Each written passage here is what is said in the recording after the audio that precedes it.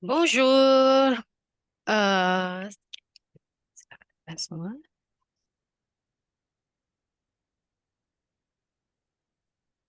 Oke, saya ulangi. Bonjour, selamat siang rekan pelajar dan dan penanggung jawab kampus France Medan. Juga ada Mas Gema di sini. Perkenalkan, saya Gabriela Bakara. Saya penanggung jawab kampus France Surabaya, moderator webinar siang ini. Oke, bersama Mbak Daya dari kampus France Medan, kita akan mengulik tentang penulisan surat motivasi Excellence untuk aplikasi beasiswa France Excellence 2024. Oke, sebentar. Oke, sudah ada kampus France Bandung juga ya. Oke, Mbak Daya, apakah sudah siap untuk mulai Oke, presentasi? Mbak. Oke, Mbak Daya mungkin bisa perkenalan diri dulu mungkin ya. Mungkin ada rekan pelajar yang belum kenal sama Mbak Hidayah. Oke, bonjour, bonjour semuanya. Selamat siang. Ya, semangat sekali ya yang pada ikutan padahal masih puasa. Ini yang ikutan WIP, WITA, sama WIT ini semuanya masih puasa ya, masih jam 2 soalnya. Kita ngabuburit bareng di sini. Jangan khawatir kalau kalian lemas karena di sini kita juga lemas ya, karena kita lemas-lemas bersama sambil mendengarkan gimana sih cara nulis surat motivasi untuk mendaftar beasiswa. Iya, untuk perkenalan diri, sebelumnya perkenalkan saya Hidayah. Saya adalah penanggung jawab Kampus Rons Medan dari tim Kampus Rons Indonesia. Dan hari ini saya akan membahas dan mengulik sedikit tentang surat motivasi untuk mendaftar beasiswa France Excellence yang sebelumnya itu sudah dibantu oleh Mbak Anis dari Kampus Rons Bandung dan Mas Gema yang minggu lalu ya kita udah ada penjelasan gimana sih daftar beasiswanya, terus apa aja yang harus disiapkan, dokumennya apa aja. Nah, nanti kita akan share untuk rekaman sesi minggu lalu ya di YouTube, jadi jangan ragu nanti boleh teman-teman pantengin terus Instagramnya Kampus Rons, nanti kita akan share di Instagramnya Kampus Rons untuk websitenya. Dan juga buat hari ini pertanyaannya khusus ya untuk surat motivasi. Jadi kalau ada yang mesti nanya, Kak, kalau daftar beasiswa perlu transkripnya pakai bahasa Inggris atau bahasa Perancis, itu nggak akan kita jawab lagi. Kita akan skip pertanyaannya ya, karena udah dibahas sebelumnya. Nah, mungkin saya lanjut aja kali ya Mbak ya. Buat teman-teman, saya izin share screen terlebih dahulu. Sebelumnya kita juga ada kedatangan Mas Gema kembali ya selaku Ajoang Atashe Kerjasama Universitas dan Pendidikan Tinggi dan juga ada tim kampus Longs yang lain yang juga turut hadir hari ini. Nah, sebelumnya saya ingin konfirmasi apakah layar saya sudah kelihatan. Boleh ngangguk-ngangguk aja ya Mas Gema ya. Mbak Gebi ya udah kelihatan kok di sini. Siapa yang ini ya. Oke. Oke, kalau gitu saya akan mulai penjelasan sedikit ya buat teman-teman. Ini kita langsung aja to the point pembahasannya. Buat yang udah memang udah daftar kampus, udah daftar kuliah, terus mau daftar beasiswa, boleh disiapkan penanya, pulpennya, baru mungkin nanti jadi jangan nunggu rekaman dari kita. Ini ada rekamannya nggak ya sesinya kayak gitu. Jangan ya. Jadi memang dicatat apa yang harus disiapkan untuk menulis surat motivasi untuk mendaftar kuliah ke Prancis. Oke, saya akan mulai. Sebelumnya, buat teman-teman mungkin yang baru bergabung dari sosial medianya Kampus Longs ya, dari Instagram misalnya, kita kenalan sedikit Kampus Longs itu apa. Jadi Kampus Longs bukan nama kampus, kita adalah konsultan pendidikan resmi di bawah naungan Kedutaan Besar Prancis yang ada di Indonesia, kantornya ada 4. Makanya kok kakak Kampus Longs Medan bisa ada di Kampus Longs di Indonesia, karena Kampus Longs Indonesia itu ada di 4 kota di Jakarta, Bandung, Surabaya, Medan. Mungkin yang di Jakarta pasti tak kenal banget dengan Mbak Fitria, terus ada Mbak Gebi yang dari Surabaya menjadi MC pada hari ini. Terus saya sendiri dari Medan dan ada Mbak Anis yang minggu lalu menceritakan dan menjadi moderator untuk testimoni bersama para penerima beasiswa sebelumnya. Nah, tugas kami adalah membimbing proyek studi, mendampingi proses mulai dari pencarian kampus, pendaftaran kampus, dan bahkan hingga ke pendaftaran visa pelajar jangka panjang. Iya, ini kalau agak sedikit bermasalah jaringannya, mohon maaf ya. Ini di Medan nih, mungkin saya izin menonaktifkan kamera supaya lebih stabil untuk jaringannya. Jadi izin ya teman-teman kalau nggak lihat wajah saya nggak apa-apa, yang penting presentasi saya kelihatan. Oke, nanti setelah ini sesi tanya jawab, yang punya pertanyaan monggo dituliskan. Nanti setelah ada pertanyaan boleh nanti saya aktifin lagi kameranya. Oke, itu sedikit tentang Kampus Lounge. Kita akan lanjut ke tentang kuliah ke Perancis yang pastinya. Jadi kuliah ke Perancis itu ada D3, D4, S1, S2, dan S3 yang masing-masing juga ada beasiswanya sendiri. Nah, untuk kuliah di Perancis harus tahu banget ya, S1 itu hanya 3 tahun, jadi lebih cepat yang pastinya. Untuk BTS itu 2 tahun, masternya 2 tahun, dan dokter 3 tahun. Ini hanya sekilas info aja ya teman-teman ya. Oke, kita lanjutkan ke gimana sih untuk mempersiapkan diri kalau mau kuliah ke Perancis. Ini yang mungkin yang baru ikutan dan baru mengenal yang namanya Perancis dan kampus France. Jadi buat yang baru banget tahu tentang Perancis, terus mau kuliah, ini ada beasiswanya nih. Ternyata ada sesi webinar surat motivasinya nih. Nah, kalian harus yang pertama cari tahu dulu kuliahnya mau pakai bahasa apa, jadi persiapan bahasa. Baru nanti pencarian jurusan, konsultasi, pendaftaran kampus, seleksi, dan proses visa itu semua didampingi Kampus France. Kontaknya di mana? Nanti boleh teman-teman follow Instagramnya Kampus France di @kampusfrancina. Nah, di highlight kita itu semua kita kasih kok informasi mulai dari cara daftar, beasiswanya apa aja, kontak Kampus France-nya, dan Kampus France-nya di mana aja boleh dilihat di situ. Oke, saya lanjut ke persiapan bahasa ya. Ada yang bahasa Inggris yang artinya perlu TOEFL, IELTS, TOEIC, dan lain-lain. Atau kalau bahasa Perancis perlu DEL. Jadi kalau memang masih bisa bahasa Indonesia aja, berarti dari sekarang udah bisa nih mulai menyelesaikan kursusnya atau memulai kursus bahasanya. Nah, untuk cari jurusan kita juga punya katalognya. Katalog ini juga ada di Instagram kita ya. Ini saya undang semuanya buat follow Instagram kita buat supaya tahu di mana sih katalognya kalau mau ngambil jurusan bahasa Inggris atau jurusan seni atau yang mau ngambil master misalnya, itu semua ada di highlight Instagram kita. Pendaftaran juga dijelaskan di situ ya teman-teman. Jadi ada yang Etudes France, ini juga portal untuk kampus negeri dan ini harus melalui kampus France. Untuk prosedur mandiri ini untuk kampus swasta, dan ada juga yang portalnya harus keduanya, jadi paralel.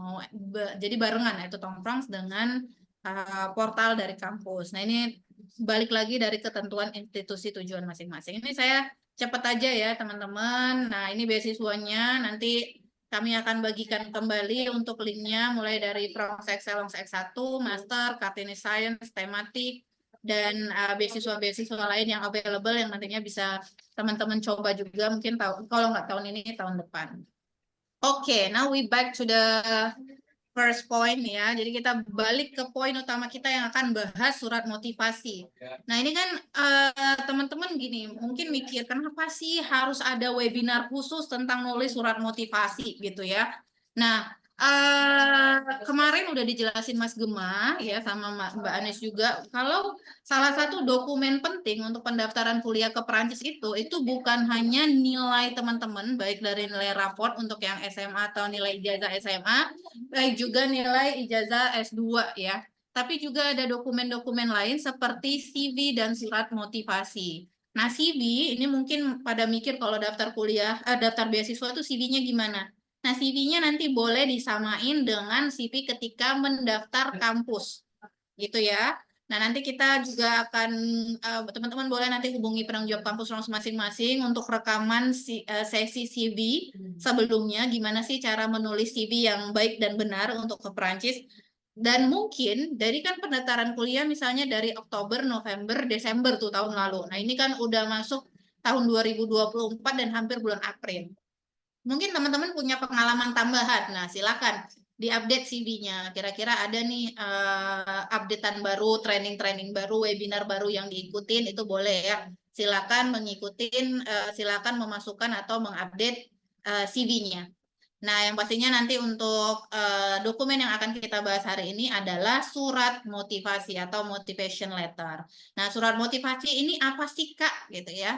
Nah, kalau yang lain-lain kan dokumennya udah teman-teman siapin ya, mulai dari surat rekomendasi, sertifikat bahasa, transkrip nilai, terus juga pendaftaran kampus di Perancisnya gitu ya. Itu kan semua udah disiapin sebelumnya. Tapi kalau surat motivasi ini benar-benar harus teman-teman yang tulis. Oke.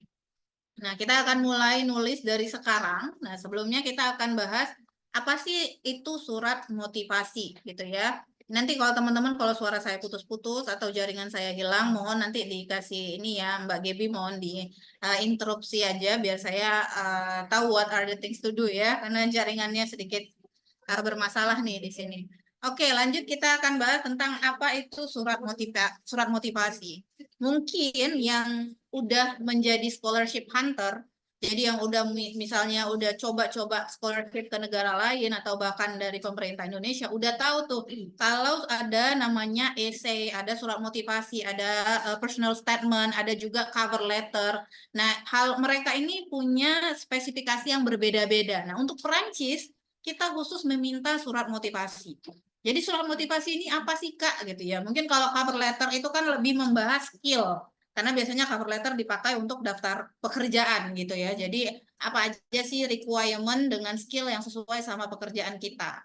Nah, kalau personal statement biasanya ada hal-hal personal atau pribadi yang diungkit gitu. Jadi ada narasi, ada cerita, ada pengalaman, ada personal background juga, ada personal value ya, dan biasanya lebih panjang tuh kalau personal statement.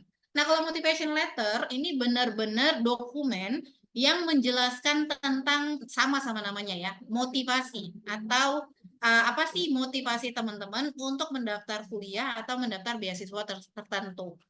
Nah, biasanya motivation letter ini kalau yang penjelasan atau surat saya definisi yang saya masukin di presentasi saya ini kan adalah a personal document detailing your professional and academic skills and reason for applying for a course of study, a scholarship or a volunteer job. Jadi memang pertama dia profesional, teman-teman. Jadi bahasanya profesional. Yang belajar bahasa Prancis pasti tahu bahasa Sutenu ya. Nah, kalau dan ada juga statement dia ini personal. Kenapa personal? Karena memang surat motivasi ini menceritakan diri teman-teman. Ya, jadi rekan pelajar yang ada di sini yang lagi lemes-lemes ya, walaupun puasa sambil dengerin saya nggak ada wajahnya jadi kayak ini ya lagi penyiar radio ya, nggak apa-apa. Nanti kita bisa ngobrol lebih banyak nanti setelah presentasi ini. Nah, jadi untuk surat motivasi ini sendiri, jadi ada yang untuk dokumennya sendiri itu profesional, tapi statement dan isinya, kontennya itu personal. Jadi nggak bisa tuh template atau copy paste dari internet, karena ceritanya akan beda-beda. Nah, selanjutnya kita akan membahas tentang informasi apa yang harus ada di surat motivasi. Nah, ini ya, mungkin teman-teman bingung gitu. Kira-kira kalau nulis surat motivasi itu apakah harus ada cerita sedih gitu ya, kayak drama-drama di TV atau kayak sinetron kayak gitu yang buat orang nangis. Terus apakah harus ada hal-hal yang berkaitan dengan misalnya pencapaian yang terdulu seperti itu. Nah, ini kita akan bahas kira-kira informasi apa aja yang harus dimasukkan ke surat motivasi teman-teman. Nah, pertama ini saya highlight ya, highlight beberapa elemen walaupun bisa ada tambahan lain pastinya. Yang pertama itu ada profil dan latar belakang. Nanti kita akan bahas kembali apa itu profil, latar belakang, dan bagaimana contohnya. Saya akan berikan contoh nanti ya.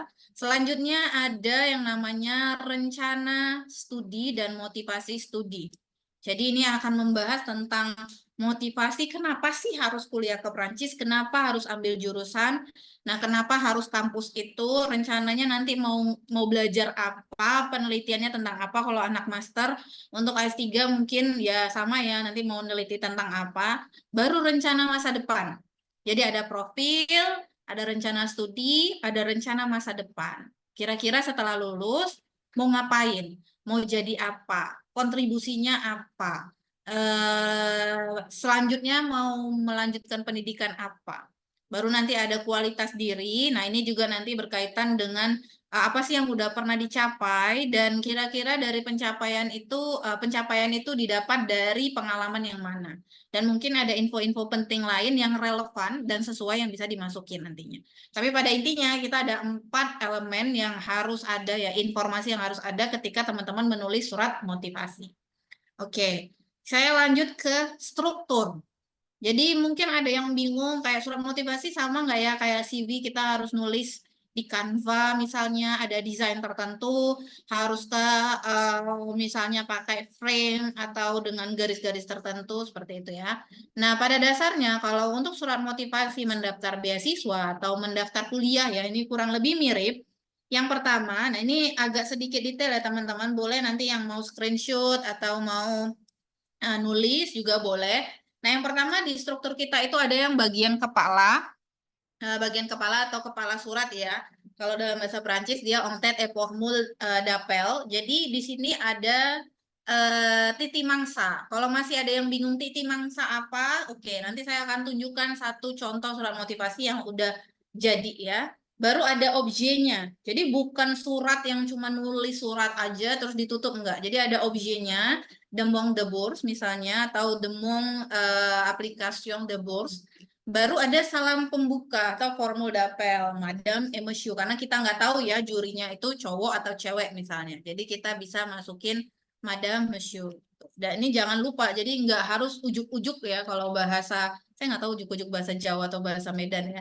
Jadi ujuk-ujuk ada aja gitu. Tiba-tiba ya, suddenly sudah ngomong ada langsung penjelasan tentang kuliahnya. Enggak, jadi kita ada kepala surat yang harus kita ikuti kalau mendaftar kuliah ke Perancis untuk beasiswa ke Perancis dan juga kuliah ke Perancis. Jadi kurang lebih mirip untuk bagian ini.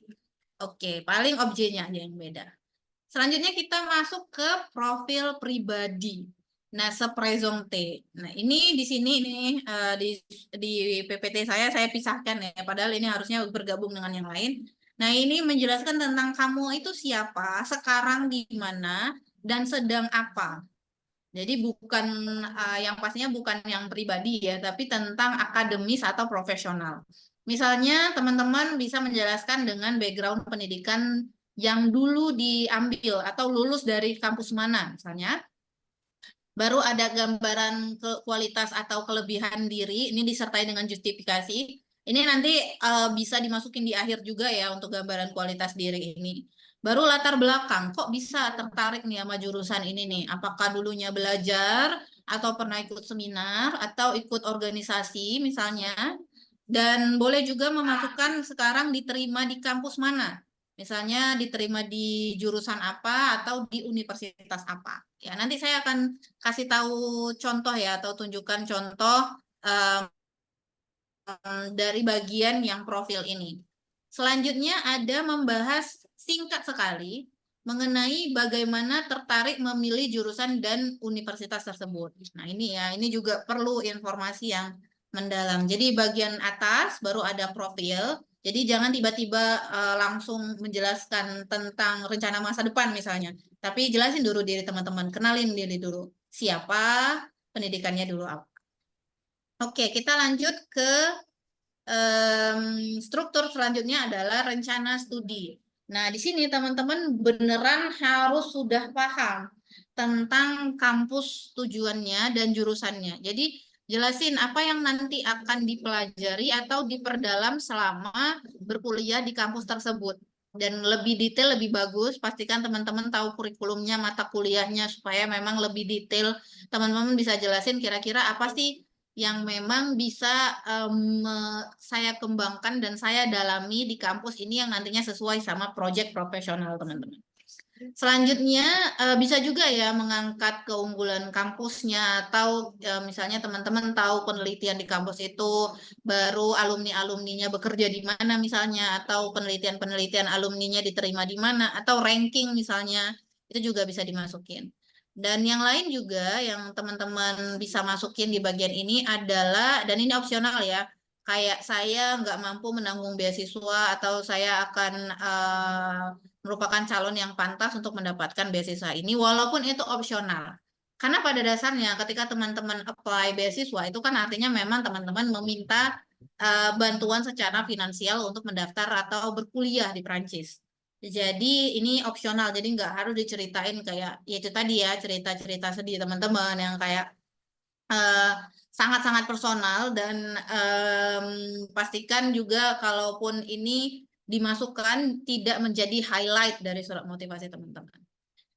Selanjutnya adalah proyek profesional atau rencana masa depan. Nah, ini akan menjawab pertanyaan terkait apa sih yang akan dilakukan setelah lulus dari program, baik misalnya program D4 atau S1 atau S2.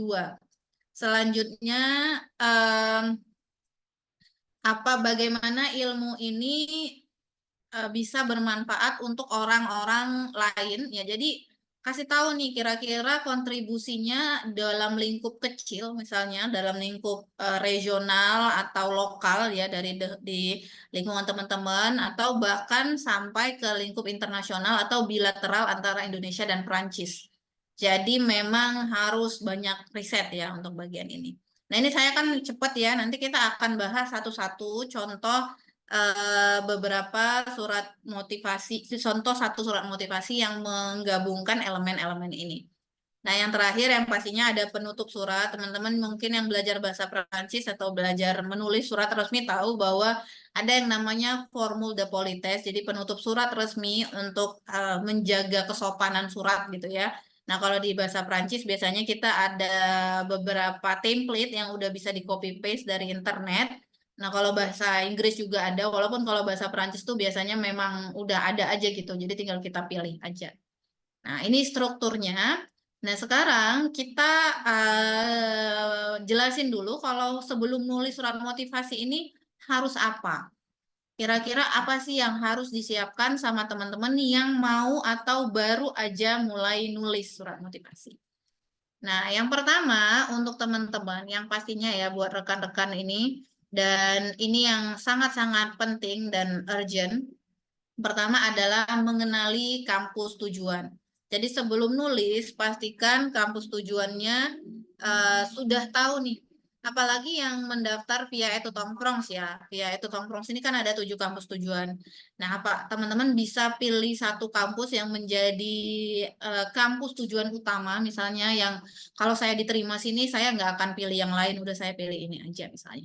Nah, teman-teman bisa langsung detail cari informasi tentang website dan ya, kampus tujuan ini, pahami programnya, kurikulumnya, profil alumninya, dan ini bisa didapetin dari website kampusnya ya, bahkan mata kuliahnya juga teman-teman bisa lihat. Nah, atau bahkan profesornya kira-kira dulu menulis tentang apa. Itu sangat-sangat membantu teman-teman nantinya pasti untuk menulis. Jadi ketika udah punya satu kampus yang memang jadi tujuan utama untuk mendaftar kuliah, jadi silakan dimasukin ke surat motivasinya. Nah, selanjutnya teman-teman juga harus mengenali diri teman-teman. Jadi, identifikasi ketentuan-ketentuan dan kompetensi yang diminta sama beasiswa, sama riwayat pengalaman kerja, riwayat pendidikan, dan sertifikasi atau training-training yang teman-teman memang pernah ambil. Jadi, kenali diri saya tuh punya kelebihan di sini nih. Dan ini yang bisa saya katakanlah jual gitu di profil saya. Nah, itu juga harus teman-teman masukin. Nah, selanjutnya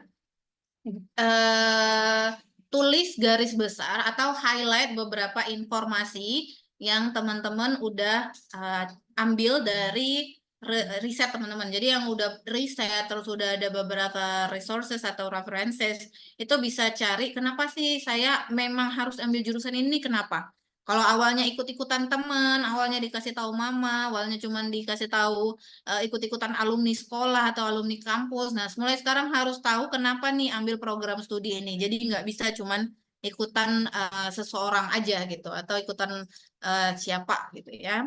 Baru apa sih yang diharapkan dari pengalaman di Prancis dan ini karir ya. Jadi penelitian dan karir ke depannya apa, kontribusinya apa. Jadi buat highlight dulu sebelum menulis surat motivasinya dengan lebih detail.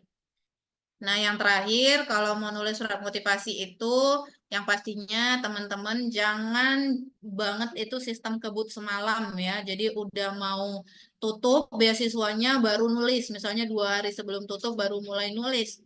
Nah, itu kita khawatirin adanya typo atau kesalahan penggunaan bahasa.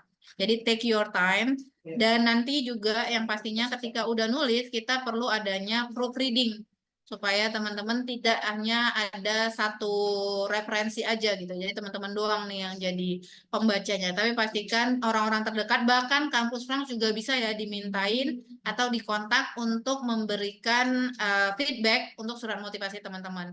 Boleh nanti kirim email ke penanggung jawab kampus Frank terdekatnya masing-masing. Kirimkan email dengan Google Doc ya supaya bisa langsung secara simultan diberikan feedback di Google Doc-nya teman-teman. Itu. Jadi yang pastinya take your time, jadi jangan buru-buru, waktunya harus cukup. Nah, setelah kita mulai riset sebelum nulis, sekarang saya akan tunjukkan kerangka. Kerangka ini adalah bagaimana sih surat motivasi itu contohnya gimana. Nah, ini kalau kerangkanya kurang lebih seperti ini, teman-teman. Ini saya menghargai mungkin ada yang tidak belajar bahasa Prancis atau berkuliah dengan bahasa Inggris. Saya tulisnya pakai bahasa Inggris ya. Nah, jadi kurang lebih layoutnya atau kerangkanya seperti ini. Nah, yang pertama tadi saya sebutin ada yang namanya titi mangsa. Titi mangsa itu ada di bagian atas ya, kelihatan. Jakarta 28 Maret 2024 misalnya. Nah, ini adalah titik mangsa, jadi informasi di mana dan tanggal pembuatan surat. Nah, selanjutnya ada yang pastinya penerima surat. Ini adalah kepala surat ya, penerimanya kemana. Nah, selanjutnya ini tadi ada objek. Jadi objek surat atau kalau dalam bahasa Indonesia itu hal atau perihal.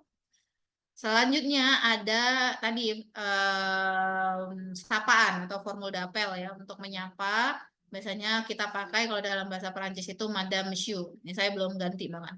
Nah, baru nanti ada konten. Nah, konten inilah yang strukturnya yang kurang lebih mirip seperti yang saya jelaskan tadi. Jadi ketika kita membaca itu ada yang namanya coherence. Ketika membaca dari awal sampai akhir itu ada satu kesatuan cerita yang membuat kita memahami teman-teman. Jadi teman-teman yang udah mendaftar kuliah, kita selalu jelasin ya, kalau CV itu seperti gambaran teman-teman secara general. Jadi kampus tahu tentang pengalaman, tentang pendidikan, tentang skill teman-teman dari CV. Jadi itu kayak cover menceritakan profil secara umum. Nah, kalau untuk surat motivasi ini menceritakan teman-teman jauh lebih detail dan jauh lebih dalam, yang pastinya disinilah kesempatan teman-teman untuk meyakinkan para juri bahwa saya adalah kandidat terbaik untuk diterima atau diberikan beasiswa.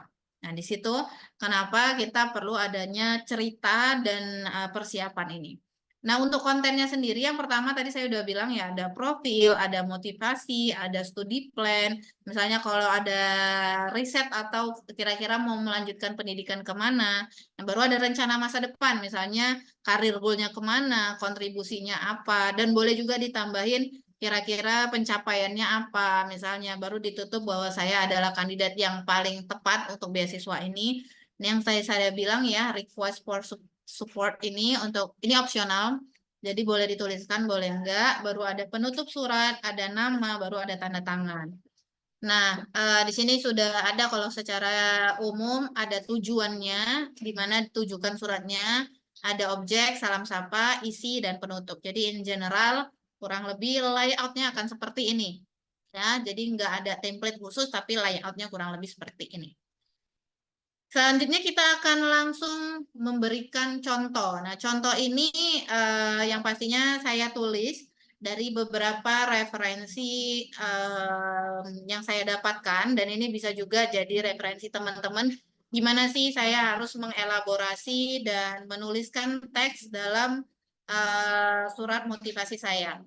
Nah, ini saya akan membahas yang tadi kalau titik mangsa, tujuan, terus objek surat itu semuanya saya rasa udah paham. Kita akan langsung bahas tentang contoh dari isi. Nah, ini kita langsung spesifik ke isi ya, teman-teman. Nah, isi surat motivasi. Yang pertama ada pengenalan dan informasi latar belakang. Seperti yang saya sampaikan sebelumnya, ini bagian di mana teman-teman memperkenalkan diri, latar belakang pendidikan atau profesional. Jadi dulunya mungkin pernah bekerja, terus ada bisa juga masukin background pendidikan terdahulu ya sebelumnya di mana atau training-training yang pernah diikuti. Juga di sini bisa disebutkan kira-kira teman-teman yang udah diterima misalnya ya, itu boleh menyebutkan kira-kira sudah diterima di jurusan apa dan di kampus mana.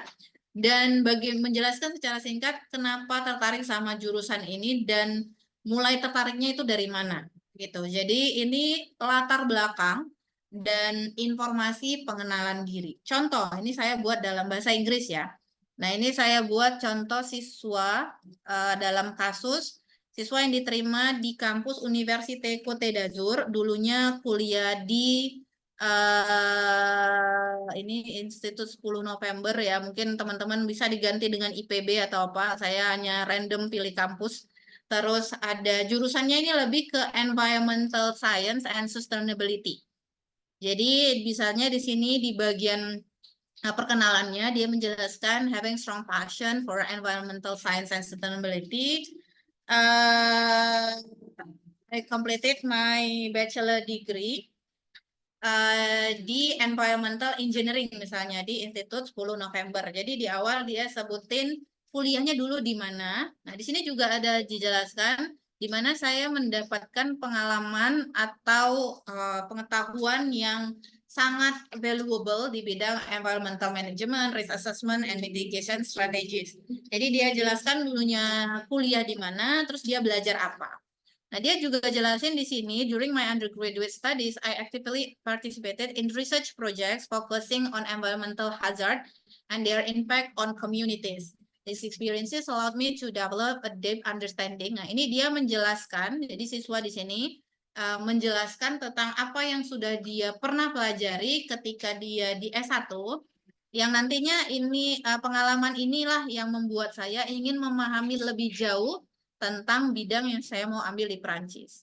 Nah, selanjutnya, recently received a favorable notice, jadi diterima nih from the Université Côte d'Azur, dari Université Côte d'Azur, untuk Master Science Environmental Hazard and Risk Management. I'm keen to pursue this opportunity and express my intent to apply for the scholarship. Nah, ini adalah openingnya. Jadi di mana dia mengenalkan diri, terus ada dulunya belajar apa, dan akan belajar apa, diterima di kampus mana, pengalamannya apa aja. Jadi kurang lebih seperti ini untuk konten di mana teman-teman memperkenalkan diri masing-masing ya. Jadi mungkin yang masih SMA, jelasin SMA-nya di mana, apakah IPS atau IPA, selama SMA pernah aktif ikut apa, dan kenapa tertarik sama jurusan di kampus tujuannya.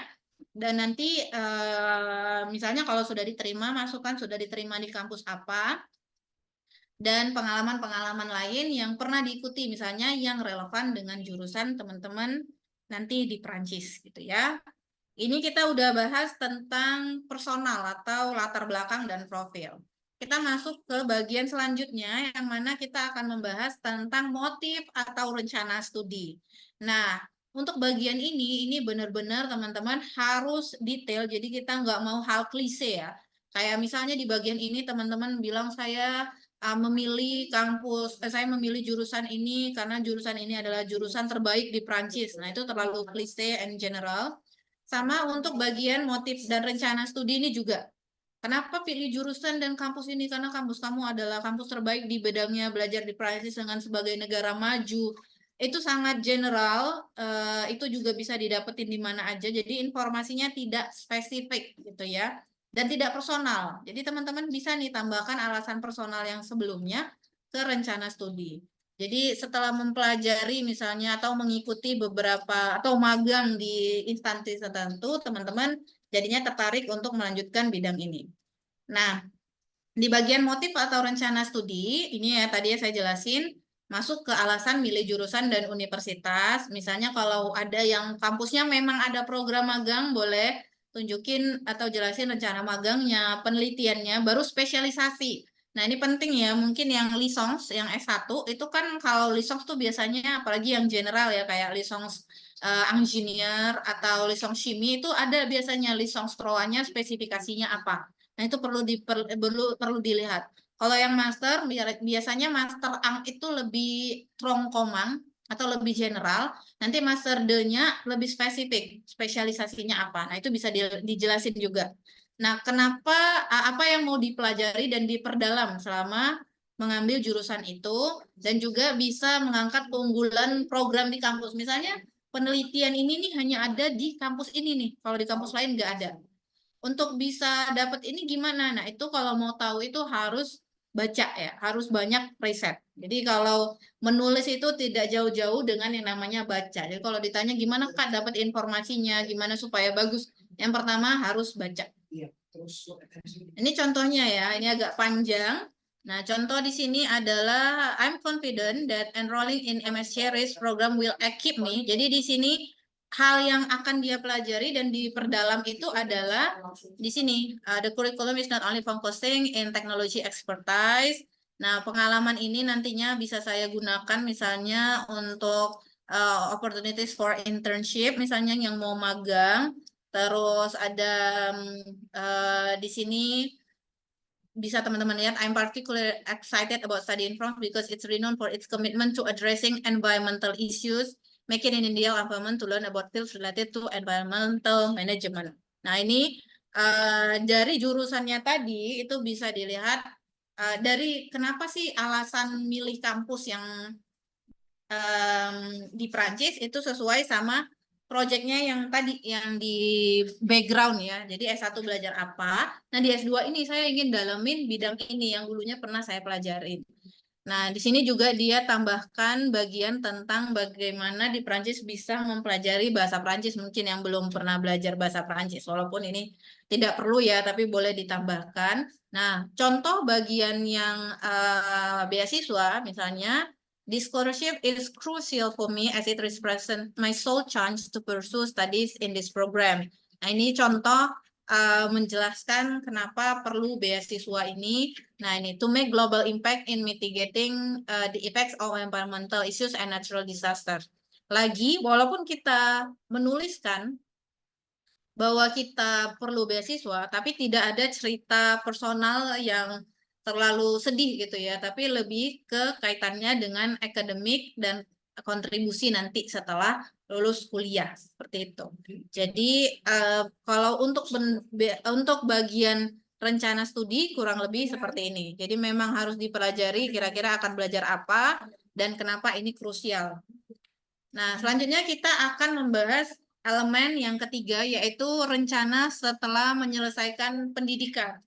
Nah, kalau ini biasanya apa yang akan dilakukan setelah selesai kuliah? Misalnya kalau S1 lanjut master, atau kalau master mau lanjut S3 atau mau pulang, mau bekerja di Perancis, bekerja di Indonesia. Dan apa yang akan dilakukan dengan ilmu-ilmu yang didapatkan?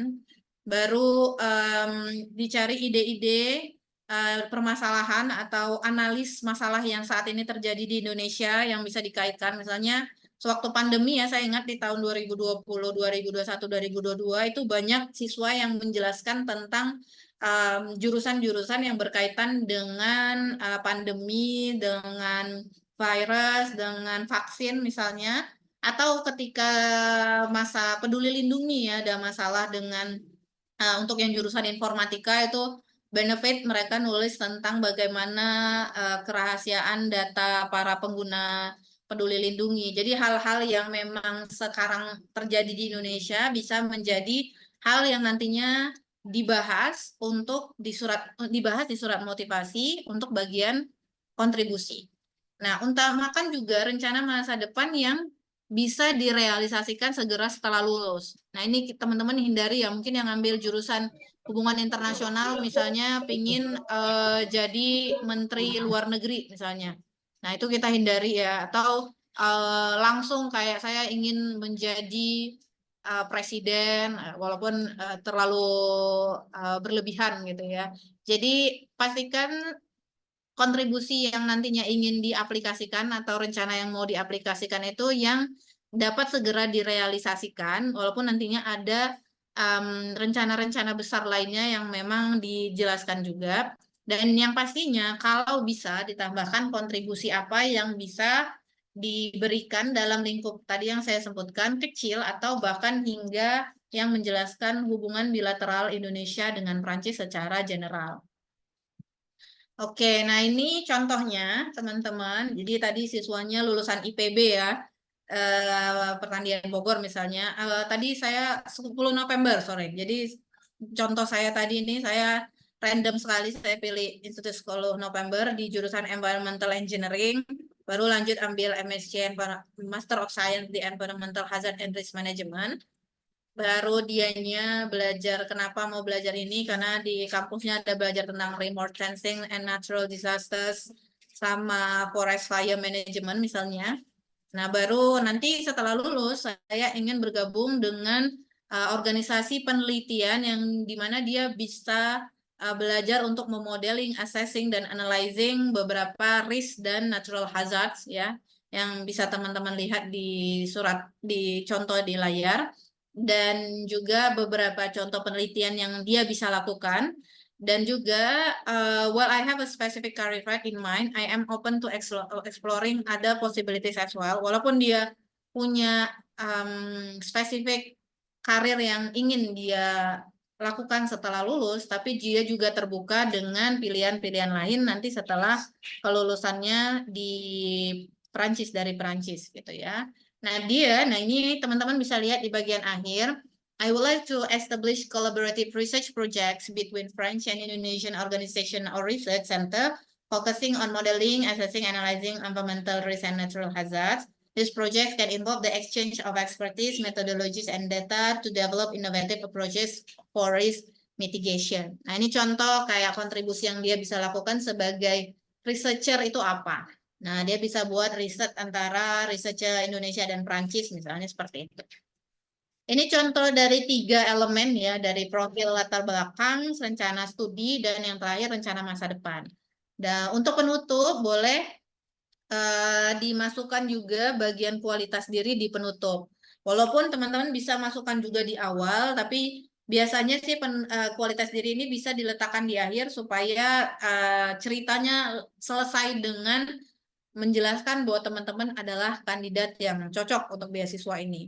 Biasanya ini menceritakan tentang kualitas diri, pengalaman yang memang nantinya menjadi justifikasi kenapa kualitas-kualitas itu bisa dibilang dimiliki oleh teman-teman atau bisa dikatakan dimiliki oleh teman-teman. Misalnya saya adalah orang yang pekerja keras, ini bisa dilihat dari saya belajar bahasa Prancis A2 sampai A1 sampai B2 selama 6 bulan misalnya. Nah, itu bisa dijelaskan di akhir, dan saya yakin ketika saya diterima, saya akan memberikan atau melakukan tugas saya sebagai siswa dengan baik dan mendapatkan nilai yang memuaskan untuk saya sendiri dan untuk proyek masa depan saya ke depannya misalnya. Nah, ini contohnya. In conclusion, I'm deeply committed to excelling. I'm confident that my academic background, passion for environmental issues. Nah, ini contoh ya. Walaupun ini general, boleh nanti ditambahin kena academic background atau pengalaman yang mana yang memang spesifik memberikan teman-teman pengalaman dan menjadi orang yang cocok untuk beasiswa ini. Ini contoh ya penutupnya. Oke, di akhir mungkin sedikit teman-teman tips dan trik ya buat yang mau nulis, tips dan beberapa do and don'ts. Yang do yang pastinya profesional, jadi pastikan kosakata yang digunakan itu profesional, jadi bukan dengan bahasa-bahasa yang tidak baku, dan pastikan kalau yang bahasa Inggris itu biasanya pakai akademik IELTS writing ya. Kalau yang bahasa Prancis yang biasanya kita gunakan di Delft untuk surat-surat resmi.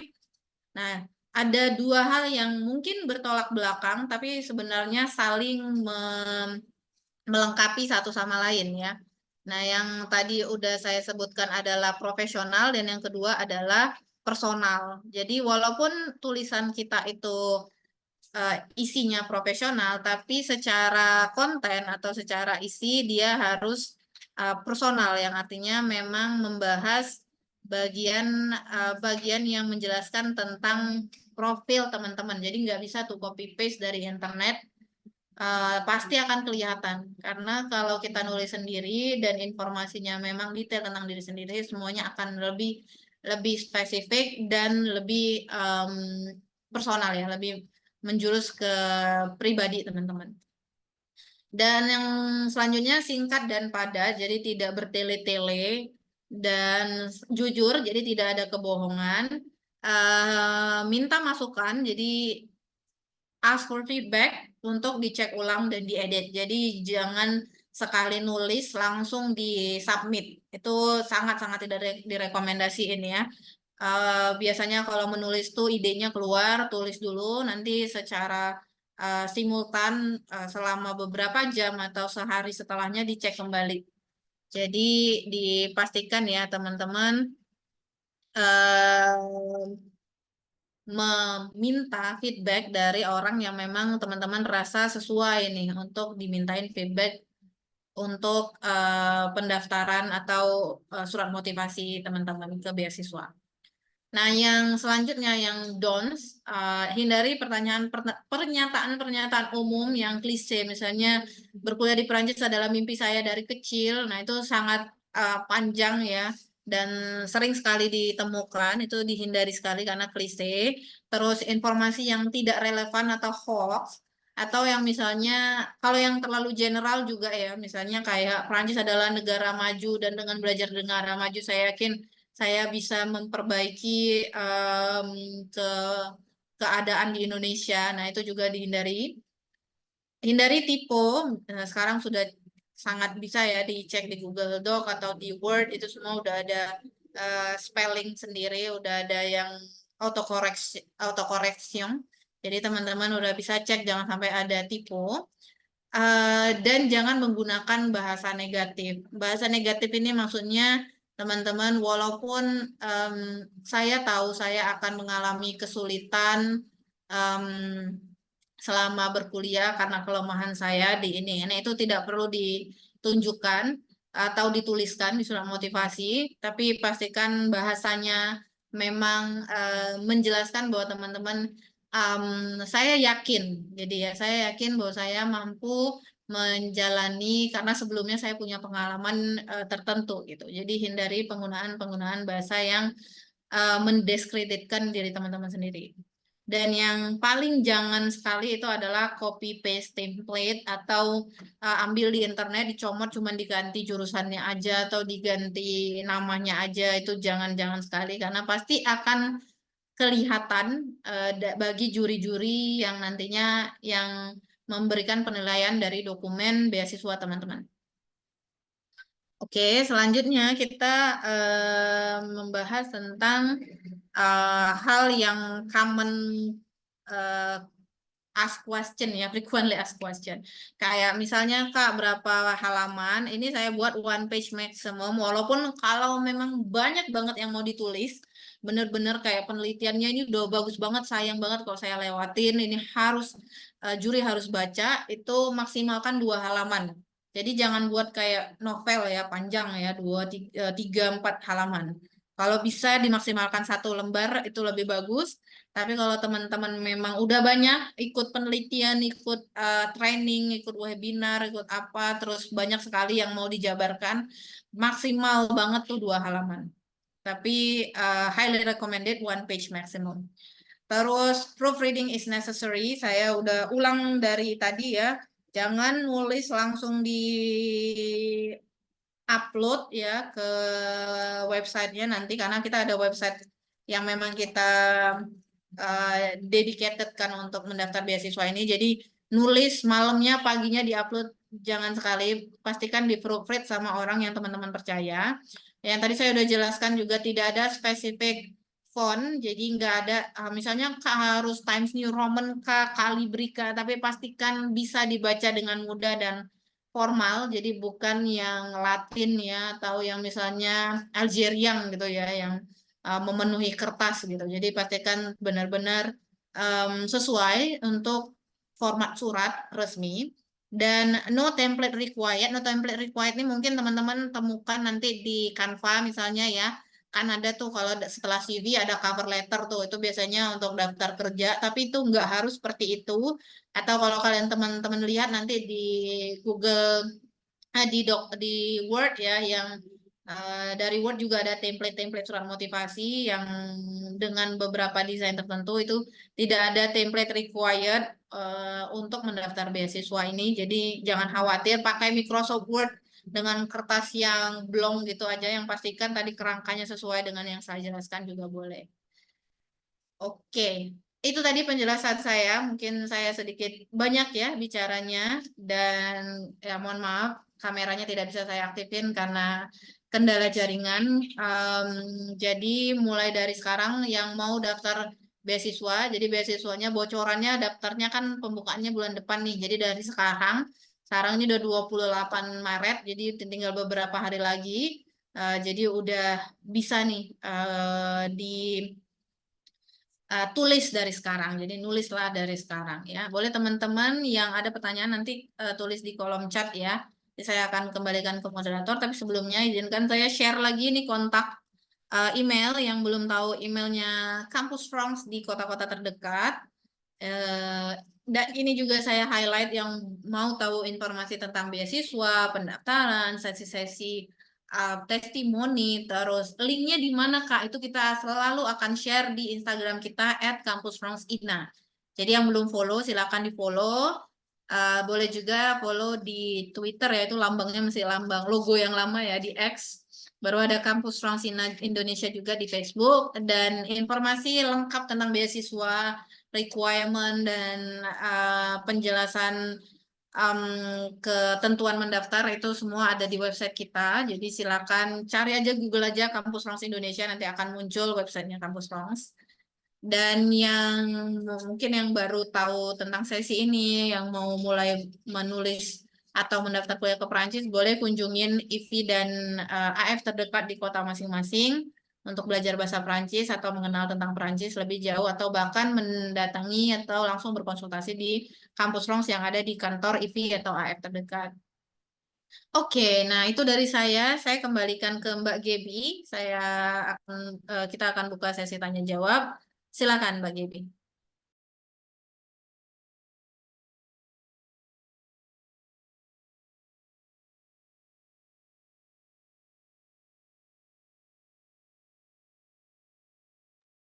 Oke, terima kasih Mbak Daya untuk presentasi yang sangat bernilai, padat, dan sangat lengkap untuk rekan-rekan pelajar mungkin yang tertarik selanjutnya untuk apply France Excellence 2024.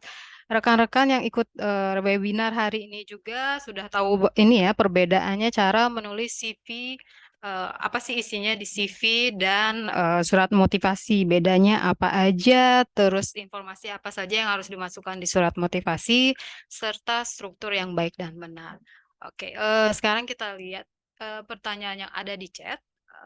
Bonjour Madame, izin bertanya, jika kita diterima di beberapa universitas Prancis, apakah kita akan mencantumkan semuanya atau cukup tulis universitas yang kita pilih saja? Silahkan, Mbak Dea.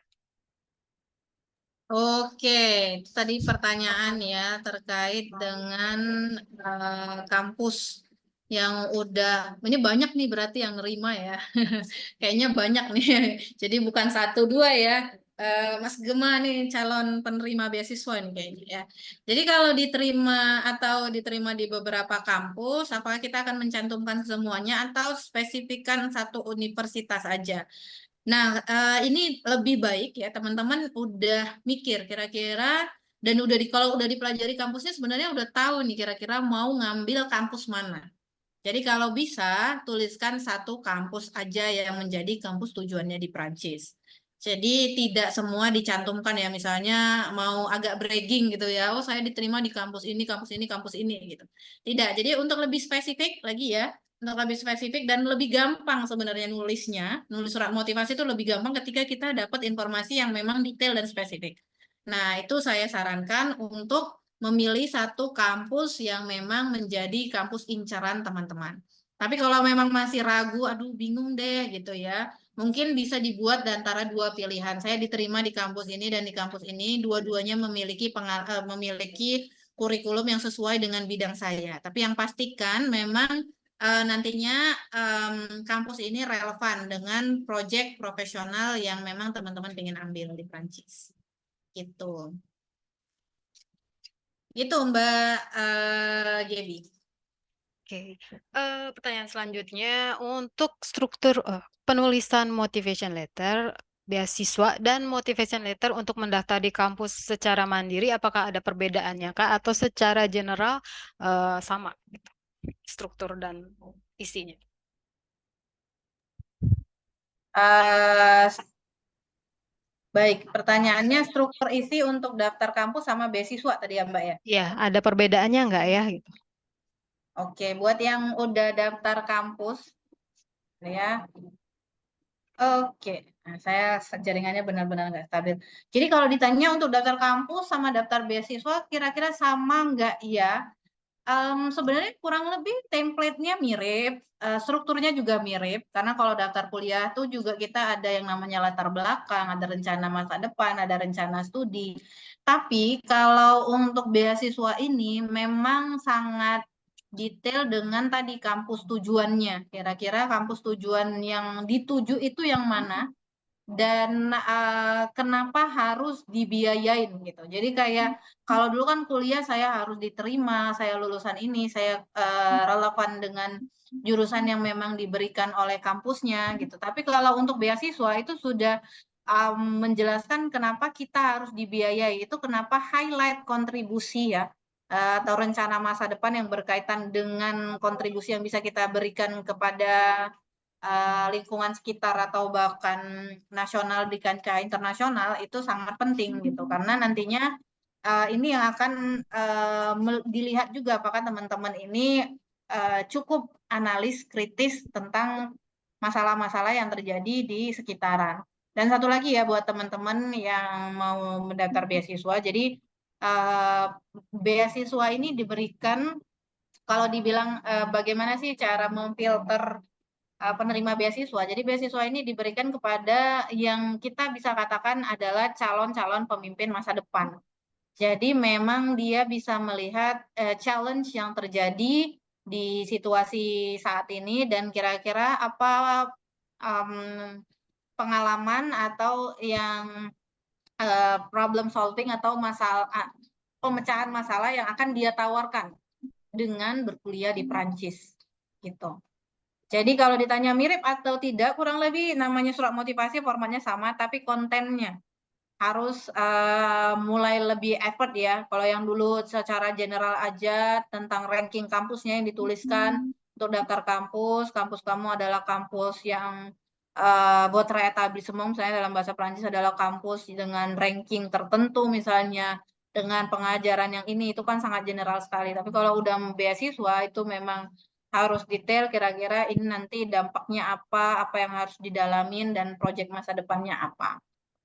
Jadi memang secara konten lebih spesifik dan yang pastinya harus lebih convincing sih. Seperti itu Mbak Gebi. Oke, Mbak. Pertanyaan selanjutnya dari Mbak Sinta Mutiara. Kalau untuk mendaftar beasiswa magister atau S2, apakah wajib memiliki karya ilmiah? Oke, pertanyaannya bagus ya. Ini buat yang anak master. Apakah harus punya karya ilmiah gitu ya, atau punya jurnal atau punya penelitian sebelumnya? Jawabannya tidak. Karena untuk anak S1 itu sebenarnya nggak wajib punya karya ilmiah. Yang pastinya karya ilmiah yang pernah ditulis di S1 itu biasanya skripsi ya. Jadi boleh nanti dituliskan di CV biasanya skripsinya tentang apa. Dan ini juga menarik. Jadi ketika teman-teman menulis surat motivasi tadi kan ada latar belakang. Nah, salah satu latar belakang yang bisa di-highlight di surat motivasi adalah penelitian terdahulu. Misalnya teman-teman nulis kalau di S1 tuh saya meneliti tentang ini nih. Misalnya kalau yang S1-nya psikologi, dulu di S1 saya mempelajari tentang neuropsikologi atau saya menulis penelitian neuropsikologi dan saya sadar bahwa saya tidak mengetahui banyak atau saya perlu mendalami bidang neuropsikologi lebih dalam untuk dapat meneliti tentang misalnya konsep-konsep tertentu. Nah, jadi kalau untuk mendaftar atau menuliskan surat motivasi, selanjutnya bisa dijelaskan bahwa saya ingin kuliah ke Prancis karena nantinya saya ingin mempelajari tentang neuropsikologi lebih lanjut yang nantinya akan lebih menjelaskan atau mendalami penelitian saya sebelumnya yang saya lakukan di S1. Jadi kalau ditanya perlu nggak punya jurnal karya ilmiah, jawabannya enggak, apalagi yang anak-anak seni itu jarang ya yang punya nulis jurnal ya, biasanya mereka punyanya karya seni atau portofolio, jadi nggak wajib. Tapi kalau yang udah nulis skripsi S1 itu boleh dituliskan. Kalau memang penelitian S1-nya tidak relevan dengan jurusan S2-nya, boleh dituliskan di CV aja. Tapi kalau memang relevan, boleh dimasukkan sebagai latar belakang ketertarikan dengan jurusan yang memang mau diambil di Prancis. Gitu ya. Siapa tadi? Cukup jelas? Cynthia? Iya, Sinta. Sinta. Oke. Cukup jelas ya. Kalau tadi kita lebih banyak bahas tentang master. Ada pertanyaan dari yang masih SMA nih. Kalau misalnya saya masih SMA, perkenalan yang bagus di bagian pembuka itu kayak gimana, Kak? Oke. Untuk daftar lisons ya? Iya, daftar lisons berarti. Jadi teman-teman yang lisons juga jangan khawatir ya. Orang Perancis juga tahu anak S1 baru tamat SMA gitu. Juri-juri beasiswa juga tahu anak S1 juga baru tamat SMA. Jadi nggak harus kok ada jurnal karya ilmiah gitu ya.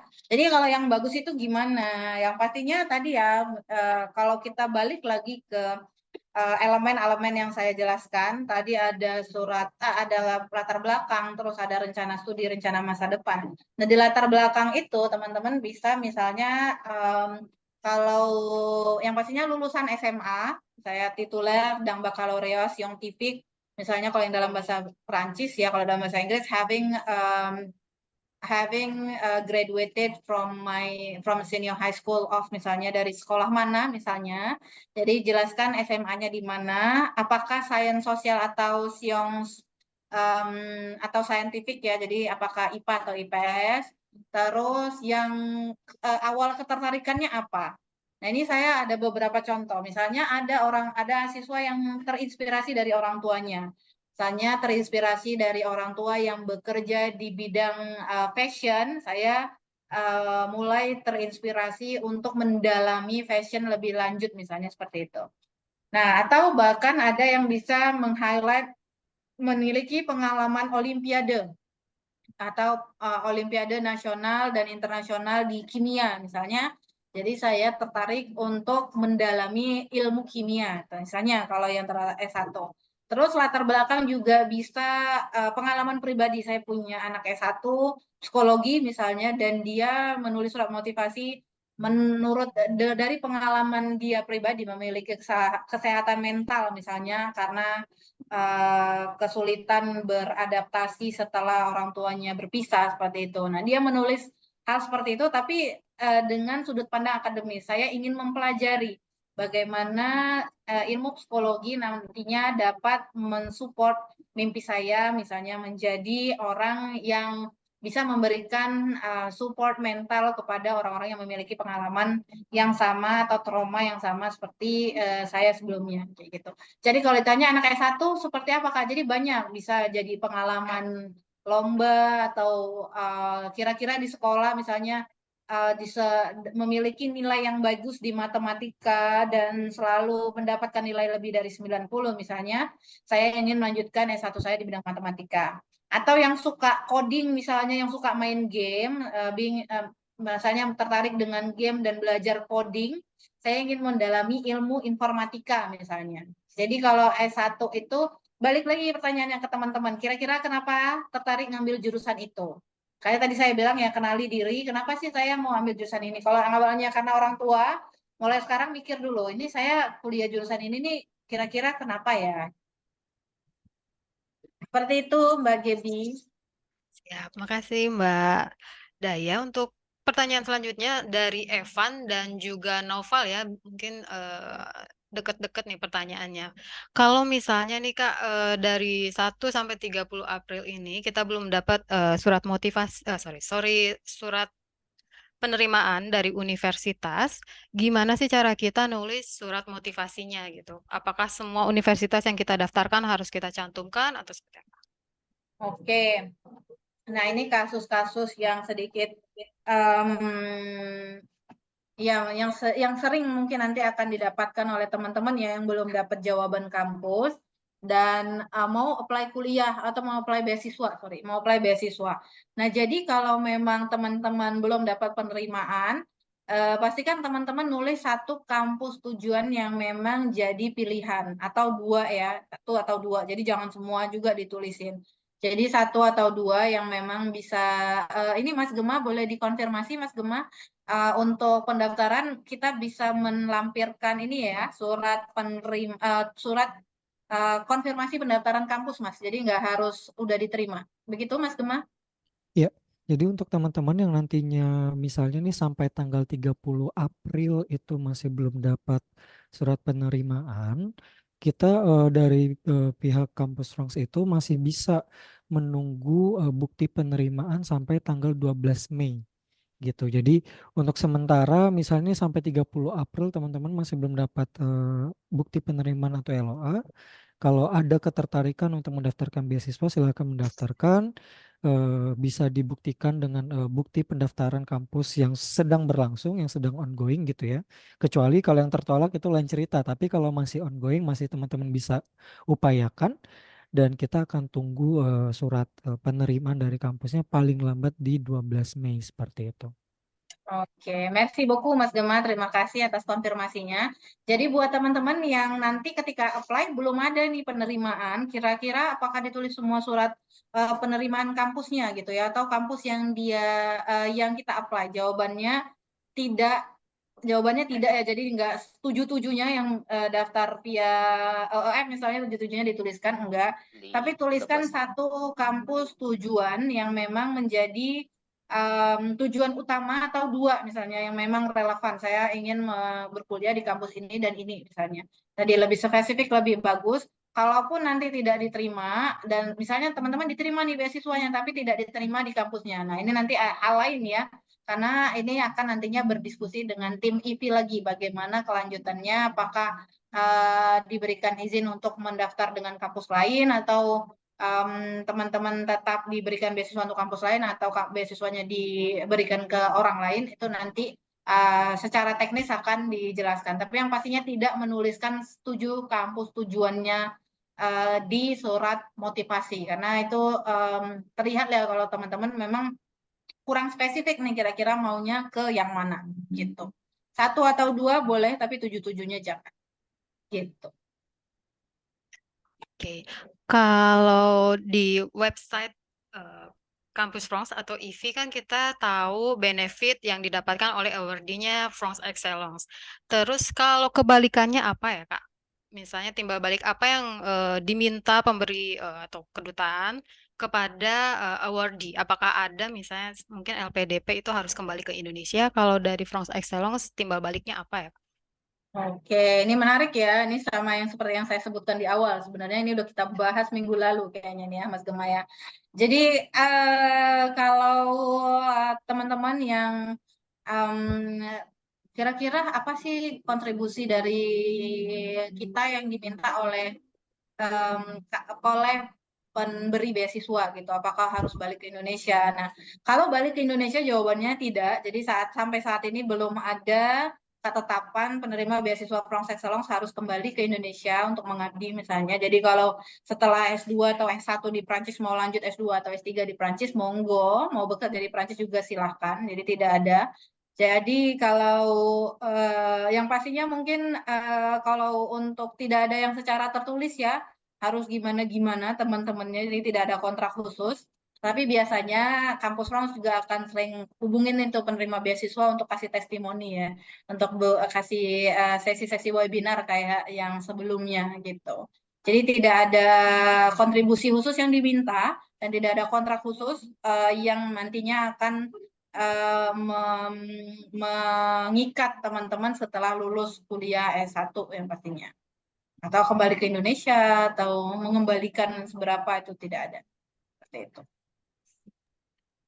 Saya mungkin mau menambahkan sedikit terkait pertanyaan ini. Jadi benar bahwa kita tidak meminta begitu ya atau mengikat teman-teman harus pulang ke Indonesia. Tapi kontribusi yang diharapkan sebagai penerima beasiswa adalah teman-teman harus bisa semaksimal mungkin menjalankan masa studinya dengan baik. Jadi, semua kalau ditanya feedbacknya apa, yang kita harapkan adalah teman-teman ketika menjalani studi di Perancis, eh, upayakan masa studinya semaksimal mungkin, harus bisa memberikan nilai yang baik gitu ketika di setiap akhir semester. Jadi secara sederhananya yang kita harapkan adalah teman-teman bisa menjalani studinya dengan baik dan dibuktikan oleh nilai-nilai yang bagus saat masa studinya di Perancis seperti itu. Baik, terima kasih Mbak Daya dan Mas Gema. Mungkin pertanyaan terakhir, gabungan pertanyaan dari Mbak Laura dan Mas Evan ya. Kalau misalnya motletnya kita sudah apply ke Universitas A, ternyata kita ditolak nih sama Universitas A-nya. Terus terus nanti beasiswanya itu gimana ya? Apakah bisa ganti universitas atau hanya yang tercantum di surat motivasi kita? Nah, ini yang kita sebutin tadi ya, Messi, Mbak Gibi. Jadi, kalau untuk hal penggantian kampus dan lain-lain, itu yang pastinya kembali lagi nanti ke teknis. Dan itu akan berdiskusi dengan tim beasiswa yang ada di IVI. Kira-kira apakah bisa melanjutkan beasiswa dengan kampus lain. Kira-kira kampusnya, teman-teman misalnya ketika menulis, masukin akan berkuliah di Universitas MRC misalnya. Terus ternyata nggak diterima di MRC-nya, tapi diterimanya di Grenoble. Kira-kira bisa nggak melanjutkan dengan Grenoble? Ini nanti teman-teman akan diskusi dengan tim beasiswa IP. Ini teknis banget karena kita harus lihat juga kampus yang menerima keduanya itu apa. Dan kalau di surat motivasi baiknya secara general tadi ya pertanyaannya, tidak dituliskan kampus supaya tidak bumerang gitu. Jawabannya sih tidak sebenarnya. Karena kalau tidak menuliskan kampus tujuan, jatuhnya malah teman-teman tidak spesifik. Dan surat motivasinya jatuhnya tidak menarik. Karena akan hanya membahas tentang berkuliah ke Prancis, terus kita juga tidak tahu kurikulumnya apa. Tapi kalau memang beberapa kampus yang teman-teman pilih itu kurikulumnya mirip-mirip, misalnya 3 kampus, itu boleh menyebutkan ya tadi 2 ya, saya bilangnya 2 atau maksimal 3 itu boleh, tapi kalau bisa 2 aja. Jadi kampus ini memang memiliki spesifikasi kurikulum yang mirip, nah itu kenapa saya tertarik sama jurusan ini. Karena kalau tidak disebutkan kampus tujuannya, akan jadi bumerang juga buat surat motivasi teman-teman, karena jatuhnya itu tadi tidak menarik dan tidak spesifik, terlalu general gitu. Dari Mas Gema mungkin ada yang mau ditambahkan? Ya, jadi kalau seperti yang disampaikan oleh Mbak Hidayah tadi, jadi kalau teman-teman misalnya nih udah ketika mendaftarkan diri ke beasiswa di surat motivasinya tercantum Universitas A, lalu ternyata diterimanya di Universitas B, itu nanti akan kita lihat secara teknis teman-teman proses pendaftarannya sudah sejauh mana. Yang jelas, yang perlu diperhatikan adalah ketika teman-teman diterima oleh universitas yang berbeda, jangan ragu untuk segera melaporkan status penerimaannya di universitas yang eh, menerima kandidatur atau pendaftaran teman-teman semua. Jadi ketika dalam proses pendaftaran tadi, proses seleksi, ketika ada perubahan penerimaan kampus yang dicantumkan dengan yang realitanya seperti apa, harap untuk segera melaporkan ke email beasiswa@tv-id.com seperti itu. Oke, saya rasa sudah ini ya, sudah cukup jelas ya untuk France Excellence-nya. Kalau misalnya rekan-rekan ada yang masih punya pertanyaan spesifik lagi, bisa ditanya. Oke, sebentar. Oke, kalau misalnya ada pertanyaan yang lebih spesifik lagi, bisa ditanyakan ke penanggung jawabnya masing-masing, atau bisa kirim ke ini ya, ke email beasiswa iv/id. Saya lupa, ORG. Betul. Beasiswa@tv-id.com. Ya, sorry. Nah, ini di chatnya ya, beasiswa@ivid.com. Oke, terima kasih kepada semua rekan-rekan pelajar dan juga penanggung jawab kampus Front yang hadir di sini, juga Mas Gemas sebagai Deputi Kerjasama Pendidikan dan Universitas. Juga semoga tips dan panduan yang sudah disampaikan oleh Mbak Daya, juga jawaban-jawaban dari Mbak Daya dan Mas Gema bisa membantu rekan-rekan untuk lebih semangat lagi untuk apply beasiswa France Excellence 2024-nya. Lalu ya, terima kasih dan sampai jumpa di webinar selanjutnya. Merci et à bientôt en France. Merci beaucoup.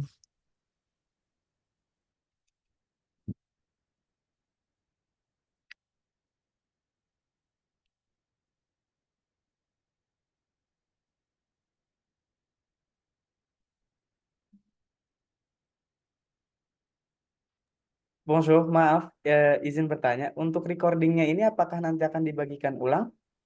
Terima kasih. Ya, untuk recording ini nanti ditunggu saja informasinya karena kemungkinan besar kita upload di YouTube Institut Français Indonésie. D'accord, merci beaucoup. Je vous en prie.